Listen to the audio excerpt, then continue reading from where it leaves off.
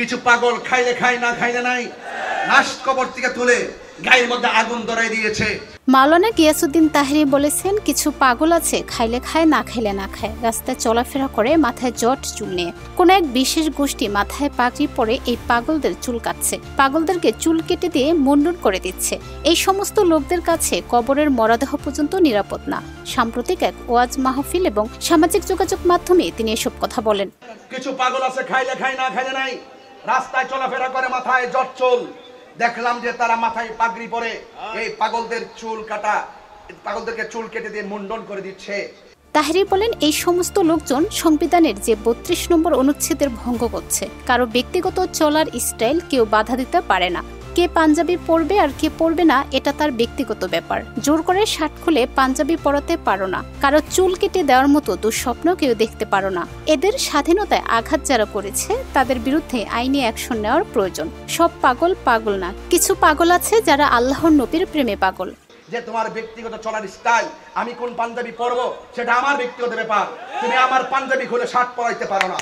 তিনি আরো অভিযোগ করেন, কবর থেকে মরদেহ তুলে গায়ের মধ্যে আগুন ধরিয়ে দিয়েছে। স্বাধীনতার ইতিহাসে এরকম নেক্কারজনক ঘটনার অবতারণ হয়নি। এরা বাংলাদেশের ঐতিহ্যকে বিনষ্ট করেছে, ধর্মের ভাবমূর্তিকে ক্ষুণ্ণ করছে।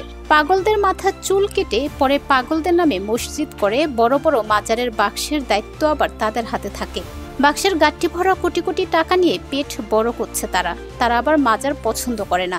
জীবন অবাক না করলে কে করবে? 28% মিল্ক ফ্যাটের অবাক করার সাথে ফ্রেশ মিল্ক পাউডার। জীবন অবাক করুক প্রতিদিন। সুন্নিদের মাজার পূজারী বলে ট্যাগ লাগিয়ে দূরে রেখে বাক্সের টাকা খাওয়ার মতলব করে। তিনি আরো দাবি করেন, এই সমস্ত লেবাসদারীদের মুখে ইসলামের বুলি শুনে সাধারণ পাবলিকও বুঝতে পেরেছে একমাত্র সুন্নিরাই ঠিক। সুন্নিরা নবীর পক্ষে, এরা মাজার রক্ষা করে, নবীর শাফায়াত করবে। যারা ধর্মের নামে অধর্মের চর্চা করছে তাদের কাছ থেকে আমাদের সকলকে সতর্ক থাকতে হবে।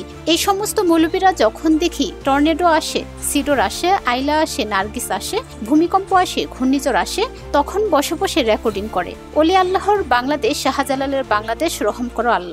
ওলি আল্লাহর বাংলাদেশ, শাহজালালের বাংলাদেশ, রহম করো আল্লাহ, রহম করো আল্লাহ। সারা জীবন বিপদে পড়লে ওলি আল্লাহর দোহাই দে, আর এখন গেছে শাহপুরানের মাজার ভাঙতো।